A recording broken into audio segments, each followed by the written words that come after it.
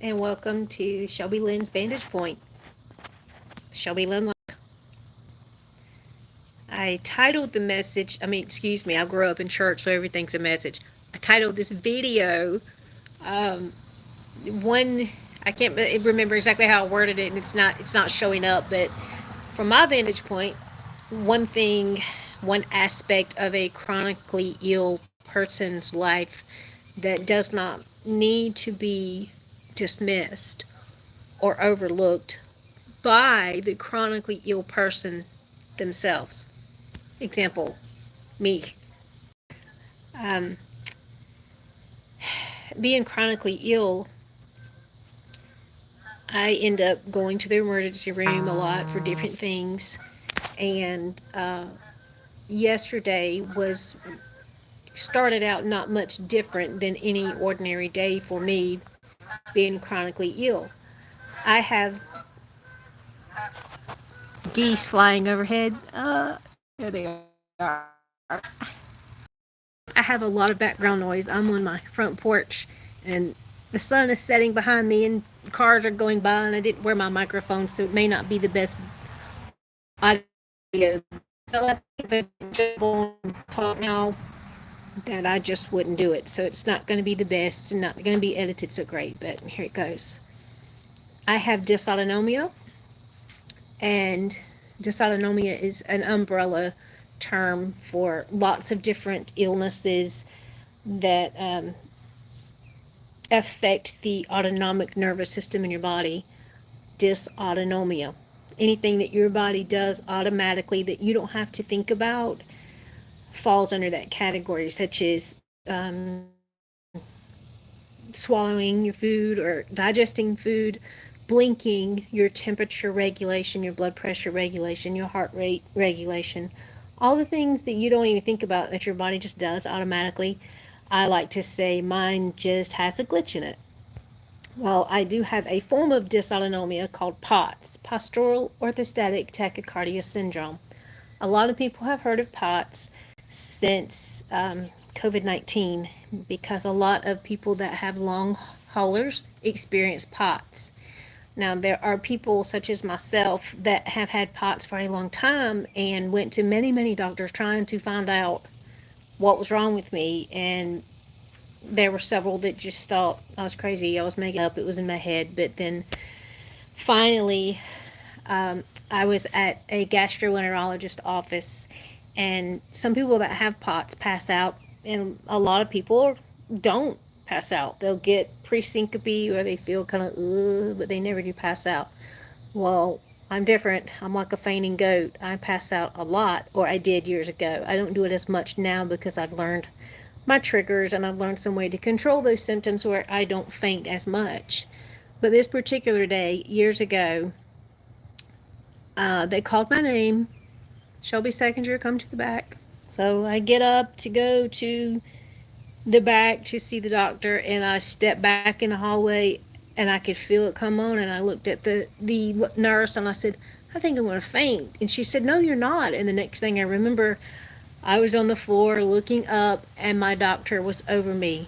And his first words to me, because this was like a follow up appointment with him. I was having these digestive issues, and his first words to me when I came to was, "I think you have something called dysautonomia." I'd never heard that word before. And I said, "Okay, I'll look into it." So I went home and researched it, and I was like, huh, that's me. That's me. That's me. That's what I had. That's what's going on with me all this time. And nobody would believe me. Here I'm going to get my guts checked out because they're acting stupid, and he's the one that tells me about it. So I researched it, and I went to my general practitioner, and I said, "Listen, here's what I think I need." She said, "I'll do anything I can do to help you. We're going to try to figure this thing out together. Um, you know, I'm pulling for you. I'm rooting for you. What do you think what'd you come up with? What'd you find out?" So, long story short, I went to Emory University in Atlanta, where they did a tilt table test and had a confirmed diagnosis of POTS that day. Well, I'm going over history that I've never really gone over on YouTube, so forgive me for. Oh, I'm losing a signal. Okay, I don't know what all it cut out, but I'll just say this: I had to learn my triggers. Learn to live with it. There's no cure. So, do the best you can to figure it out and live life as best you can. Well, it was very debilitating for me. I got to where I could not dress myself. I was so weak. My daughter was having to help me in the shower and out of the shower and help me put my clothes on. And on days that I wasn't fainting, I could drive and I would take a walker. They call it a rollator, but I've always called it a walker. And take my vehicle with us and go places. I'd use the walker. I was getting too weak, so I would get a wheelchair. Determined to keep living life as best I could with the tools that I could afford to get. And I could afford a wheelchair and I could afford a walker at the time, and that's what I got, and I didn't stay home. Well, the next thing that we tried was placing I've got scars all over me for different reasons. That one I'll tell you about in a minute, but there's one here that is where I had a port placed in my chest, and I did saline therapy at home. I could do it up to 7 days a week. I would have home health nurse come out and make sure that my place to hook up my port, the site was clean and right. And sometimes she would access the port for me so that it would be sterile and we knew we were doing things right. I could always de-access it. I could always undo it and just pull the needle out and clean it up and you know go on. But she would access it for me. And then I got to where I learned how to access it myself. Had a pump that I could take with me, and it looked like a little pocketbook. It had my saline in it, and I could put my cords under my shirt, and I could still go places and be doing my IV saline therapy. Well, come to find out, I have vascular issues that I did not know that I had, and um, basically, I have very thick blood and very stretchy arteries. I found out I had a condition called Hughes syndrome. The actual name for Hughes syndrome is easier to say is is antiphospholipid antibody syndrome, and that's basically where your body produces blood clots, and there's nothing you can do about it. I mean, it does what it does. That's your blood. So I also found out I have something called Ehlers-Danlos syndrome, which is a connective tissue disorder. I have the hypermobile kind, which causes me to have stretchy skin. Most people can't pull their skin out. I can pull my eyelids way, way up and out and do all kind of crazy things. Can turn my arms backwards. Well, when I was a little girl, everything was always popping out of place. I mean, I could go just outside and walk on the grass, and bam, my ankle would just fall out, and I'm and then have to wrap it and put an ace bandage on it and limp and get crutches, and I'll just it was always something going on. I twist my elbow would pop out, just like twist around, and I think my brother and sister actually made me tough because every time something would happen, they just say, "Oh, just put a sling on it. Shut up, go put a sling on it." And little did we know, that's, well, why are your eyes hurting? It's probably just growing pains. It's fine. You're fine. You're all right. Why are you so nauseated all the time? Are you nervous about something? What's wrong? What's trouble in your stomach? We all ate the same stuff. Why do you feel so bad? These questions I would hear, maybe not in that tone that I just said. They were a lot nicer about it because they didn't know. Parents didn't know either. We didn't know. So come to find out, it wasn't growing pains. I wasn't making it up, and it wasn't a nervous stomach, and I wasn't just clumsy. I couldn't help the things that happened. I mean, I guess I was clumsy, but it wasn't because I wasn't paying attention. It was just the fact that my body was working so hard to hold itself together, um, that I was very accident prone and wasn't very spatial aware. Like I'd walk into door jams or walk into the table with my hip, and I still do that. And as a larger person, I don't really have wide hips, and I will hit my hip on stuff, and I'm thinking, why'd you jump out in front of me? And it didn't. It's just I was not aware of the space. I couldn't judge the distance good. So I said all that to say, with all these issues that has gone on my entire life, I finally grow up and find out I've had this forever, and it explained a lot. Well, it kind of makes you tough. It kind of makes you rough around the edges, and it kind of makes you able to handle anything that comes at you. And here's the main point of the video. don't cut yourself short or sell yourself short for anything that you may need. If you needed a doctor's appointment to take care of, I keep losing my signal, so I don't know where I'm at. Basically, what I was trying to say is go, because I found that when I got older and things that was wrong with me were not just growing pains. There were actually problems with my connective tissues and my body.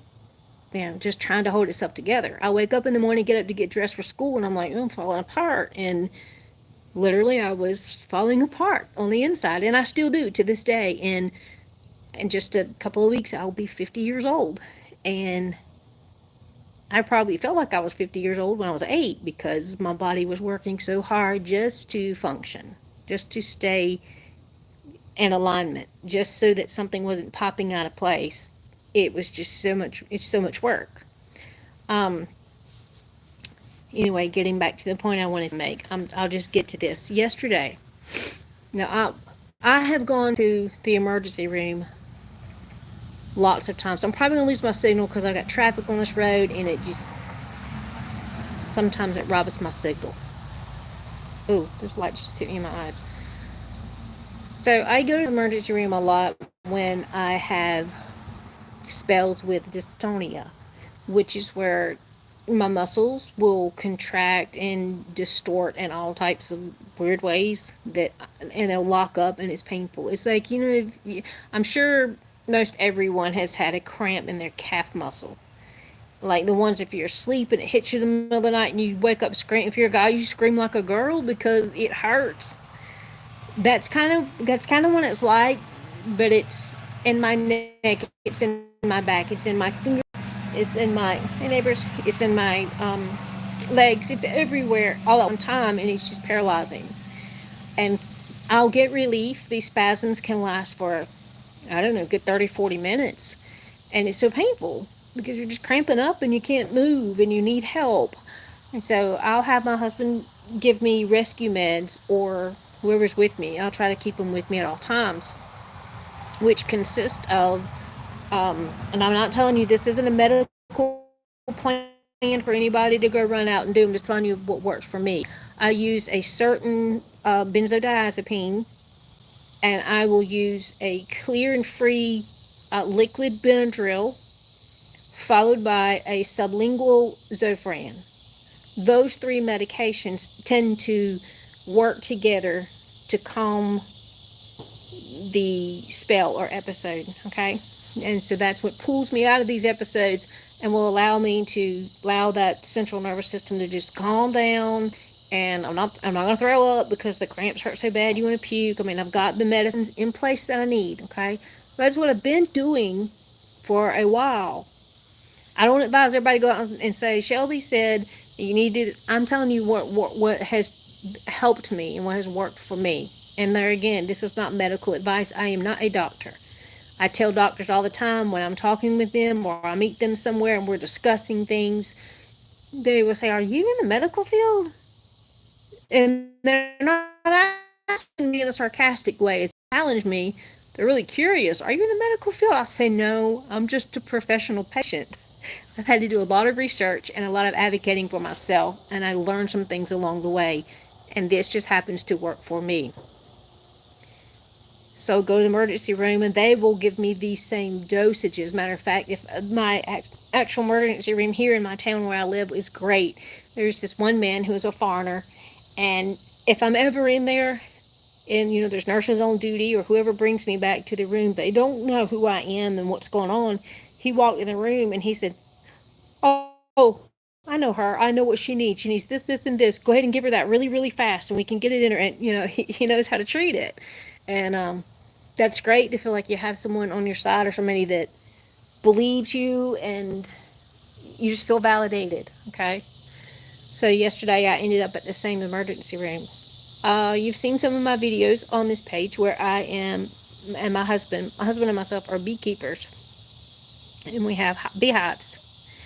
Now, I have gotten stung over the years from bees, and because I mean, if you're going to be a beekeeper, you're going to get stung. Even though I'm suited up, they will sometimes sting through the suit. Um, a couple of several months back, and I may have posted a video of it. I crawled under a mobile home, and there was a huge beehive, honey beehive, full of bees. And when I say huge, it was, oh my gosh, bigger than a basketball goal around. I mean, it's huge. It was almost touching the ground from the base of the mobile home, enough for my body to get underneath it. So I got underneath it.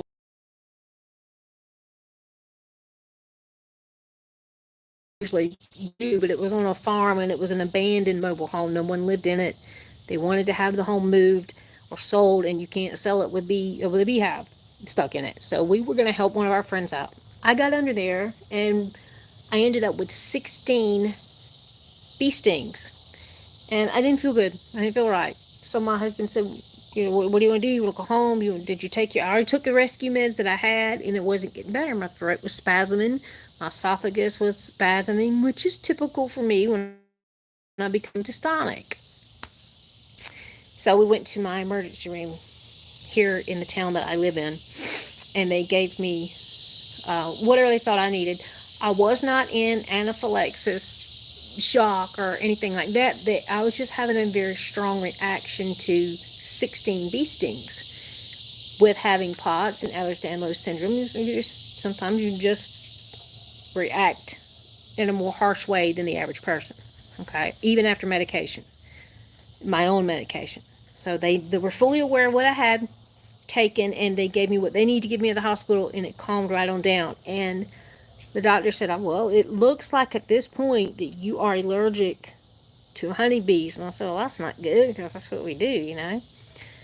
Well, we worked honeybees some more since then, and I've been stung 1, 2, 3, or 4 times here and there, and I didn't have that response. I just took my medicine, Benadryl. Actually, I just took Benadryl for it, and it settled down, and I was fine. So yesterday we were working bees. I got stung twice on my thigh and barely got a little nick of a bee sting right in here somewhere. And I was trying to play it cool. My husband, I did not have my medicine with me in my purse like I typically do, because I thought, well, we're just right down the street from the house, and the last few times I've gone, I've been fine when they've stung me. If I get stung, and you don't go in thinking I'm gonna get stung. You just go and you do your stuff. There's hundreds of times we've done it and we've never gotten stung. So you never know. Well, I was ill prepared. I did not have my Benadryl with me. Come to find out, if I would have had my Benadryl with me, I probably would have died yesterday, because I cut myself short, thinking, I got this. I always respond weird. It's okay. I'll be fine. Well, we're getting closer and closer to where we live, and my husband, we had 2 more hives that we needed to go through. That he said, let's go. He said, I hear you breathing. I hear you wheezing, like breathing funny. I just kind of nodded to him. I didn't want to talk because I was trying to keep everything calm until I could get home and take some medicine. So we got closer to the house. He started to turn down to get home, and I looked at him. I shook my head. He said, "What?" I said, He said, "Do you need to go to the hospital?" I said, "Yeah," because I was trying not to talk. I could feel things that I'd never really felt before. I was like, "This ain't right." So we get to the hospital. He lets me out. I walk into the hospital emergency room, and I don't know, the girl that worked behind the counter that checks people in, she's not necessarily medically trained. She's not a nurse. She's the receptionist at the hospital. She looked at me and she was like, "Oh." I said, "I had a bee sting me, honeybee, and my throat feels like it's closing." Well, it wasn't 15 seconds, honey. They was coming up from the back, grabbing me and rushing me, walking me, but we were rushing to the very back of the emergency room. There were people in the room we were going. It was one of those where you have 3 or 4 different curtains, and and there were other rooms off to the side that are private, but until they could figure out what was going on with me, they took me to that area. I was not on that bed in that room probably longer than 30 seconds. And the nurse that had actually grabbed me to take me back there to check me out, I heard her call several different people's names. Blah, come in here, blah, come in here, blah, blah, blah, come in here. Everybody comes running in there and they say, clear out the trauma room. They run whoever's in the trauma room that they were working on. Now, they weren't in the middle of working a code or a trauma. They just had a person in there that they were maybe getting ready to discharge or whatever. But they went ahead and rushed them out real quick and rushed me in there. And I'm realizing, okay, this is where all the life saving techniques go down. This isn't good. At this point, I'm getting kind of like, something ain't right here. I feel like I normally feel. I'm passing out. I'm waking up. I'm feeling crampy. My throat's esophagus is doing real spasms and stuff. I'm thinking it's just another run of the mill kind of thing, with me. Turns out it wasn't. I was in anaphylaxis, and I've never experienced that before, but it felt so similar to what I always deal with. That when something new pops up as a chronically ill person, I think sometimes you feel like if you speak up and say something, you're going to get the same treatment. Like, oh, here they are again, and no, that's not it. It's psychosomatic. You're faking, or it's in your head, or have you been to see a psychiatrist yet, or things like that. So those are the things I was told through the years, and so you just learn not to make a big deal over it. But it was a blessing in disguise, because if I had just taken my little dose of Benadryl and come home, when I passed out, there may have been a time that I may not have woken back up. I would have died at home because it literally was closing up. When they looked at my throat and it was closing up to the point where they knew if they didn't get some stuff in me then, they were not getting a breathing tube down. They had already passed the point of thinking, let's intubate, because there was no room to intubate. They were all, I found this out later, the little nurse that took me back, she said, let me tell you something. When it was all said and done and I had got medical treatment and everything was calming down, and they put me in the ICU, and I spent the night in the ICU to be monitored because of the seriousness of what was going on. They said that with this, the way this happened, and with me being like wired like I am, it very well could start up again when that medicine wore off. They wanted to make sure that I was going to make it through the night. So they put me in ICU and monitored me. And but that nurse told me, she said, let me tell you something. And we're from Georgia, and so we don't use proper grammar all the time. She said, I ain't scared of nothing. They don't nothing ever scare me or make me nervous. She said, but when I looked at you, I went there and got you and took you back, I was scared. She said, because I knew right away, we're fixing to have to, we're fixing to have to cut this girl right here and put a trach in her. And I learned a valuable lesson is to not sell yourself short. Don't think, oh, it's just my little regular old stuff, I'm fine. Please always seek help. They they can think what they want to think about you, but in the end, it could be your end. Gone, done, if you don't follow through. Hey, my kitty. Can you see my kitty there? Her name is Cecil. She's an outside cat. But yesterday I could have died if I had done the regular run-of-the-mill medication concoction that I use when I become dystonic, because I thought that's what was fixing to happen. I was starting to draw up like I do when I get dystonia. And so I was ready to take my little medicine dosage when I got home. We were going to head home. I was going to get because I didn't have my Benadryl. I had the other medications with me, but I had taken the Benadryl out of my purse and used it in the bedroom because it was my last bottle and I had to go purchase some more.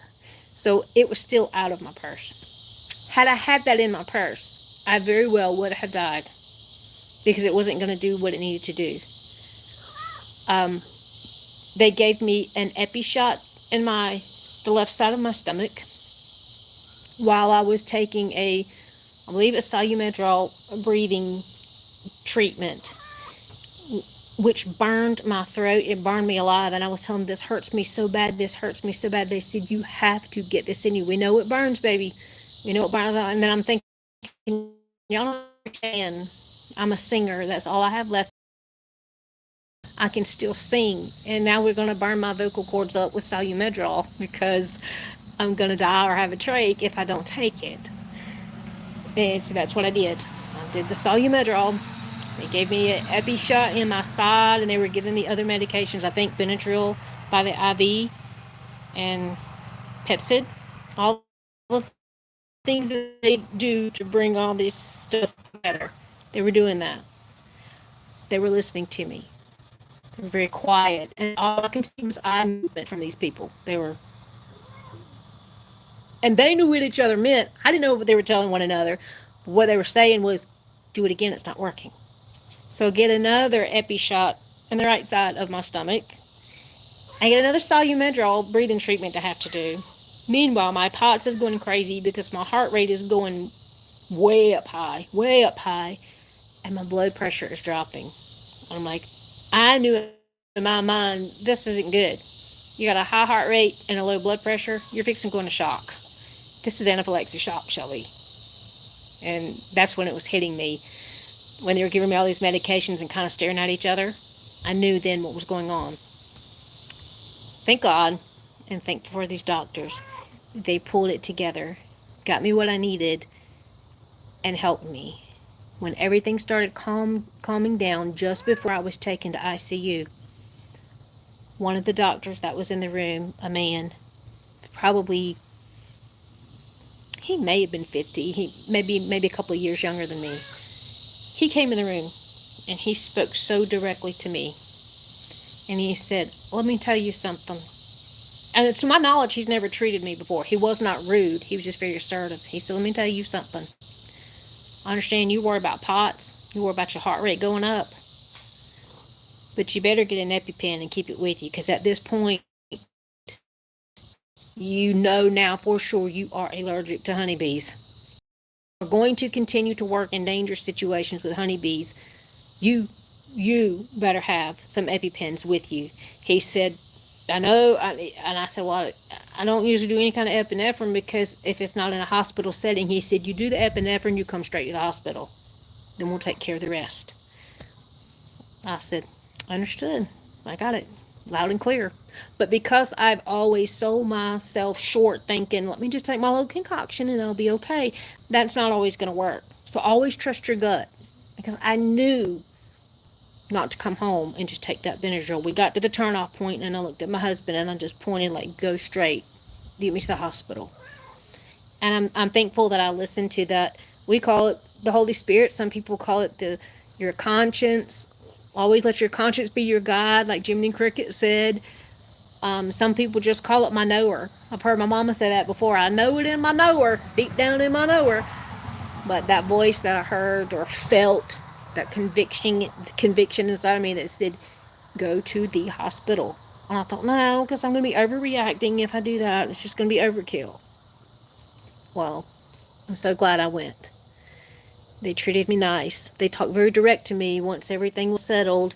Um, and they got me into the ICU where I was treated with very much respect and was watched very closely and carefully. And what, Cecil? And I thank God that I'm still alive. But if you are chronically ill, you have any of these conditions that I talked about, please don't sell yourself short. If you need to go to a doctor,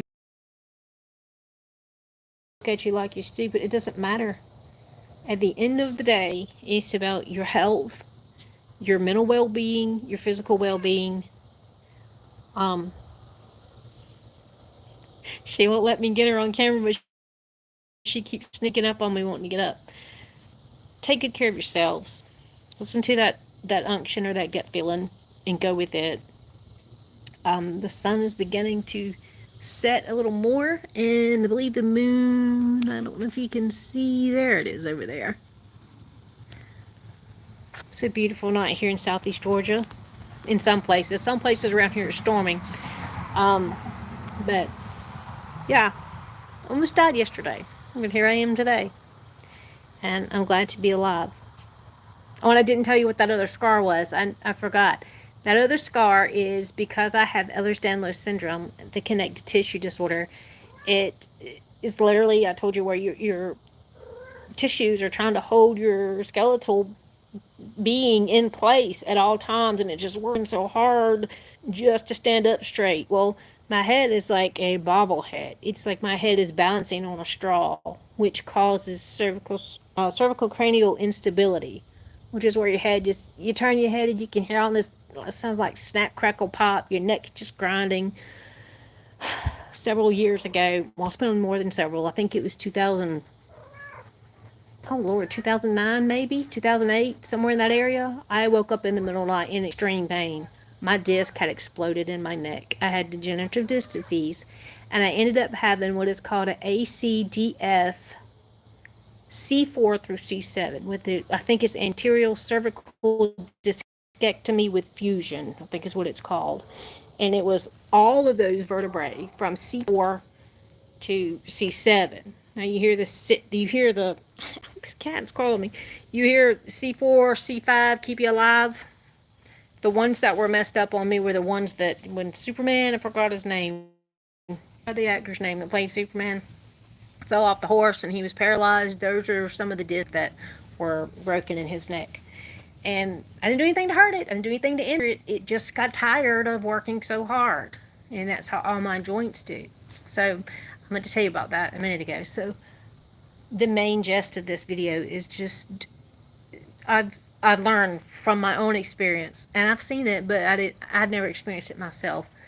Chronically ill people will sell themselves short because they don't want to be looked down on.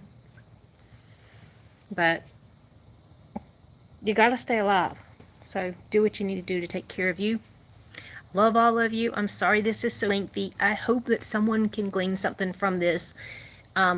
Even ones that aren't necessarily chronically ill, but you know someone chronically ill, or you want to learn more about the chronically ill community, because it's unfortunately getting larger and larger due to different illnesses that have come out of the woodwork that are damaging people's central nervous system.